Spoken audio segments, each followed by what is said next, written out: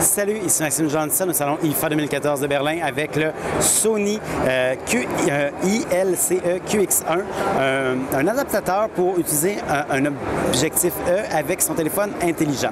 Alors, qu'est-ce qu'on voit ici? Je vais vous l'expliquer un petit peu. Ça, vous l'avez peut-être déjà vu, un appareil du genre. Donc, Sony vend depuis l'année dernière des objectifs pour installer sur des téléphones. Donc, c'est des objectifs avec capteur.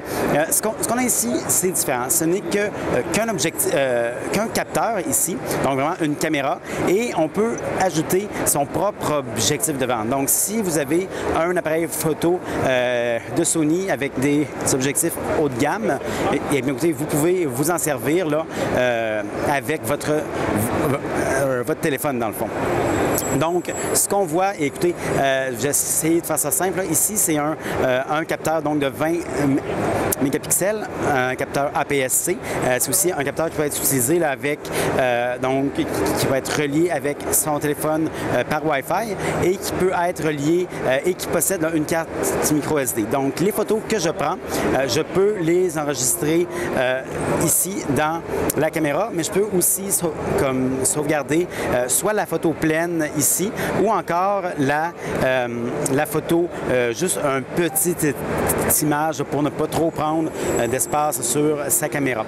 Là, moi, je l'ai installé en une pièce, donc monté, mais si je veux, je peux les séparer. Donc ça, c'est un simple adaptateur là, qui est intégré et je peux l'enlever et m'en servir pour vraiment avoir ma caméra à part là, de mon objectif.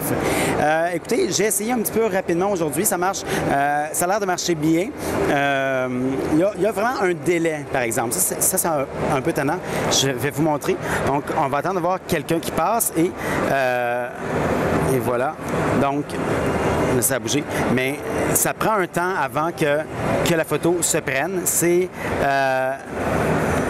pas catastrophique, mais écoutez, c'est assez pour que si votre but est de photographier des enfants, écoutez, c'est pas la chose la plus idéale. Là. Mais quand même, donc c'est une idée intéressante, surtout là, si vous avez déjà en fait un objectif comme des objectifs E et des objectifs de qualité. Donc ça pourrait vous permettre de vous déplacer là, avec un appareil un petit peu plus petit que votre appareil photo. Bon, est-ce que c'est...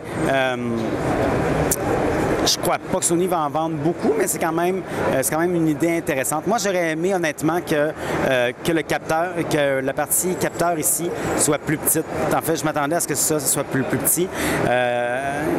Mais là, malheureusement, c'est pas le cas, donc ça me déçoit un petit peu. Alors, ce que je veux dire par là que ça me déçoit, c'est qu'à un moment donné, si vous avez à traîner votre objectif, plus le capteur, plus ça ici, bien écoutez, c'est plus votre caméra, on n'est plus beaucoup plus petit là, que votre appareil photo normal, votre appareil photo alpha là, de Sony normal, qui sont déjà pas très grands. Dans ce cas, du moins, pas beaucoup plus, pas vraiment plus large là, que le capteur ici.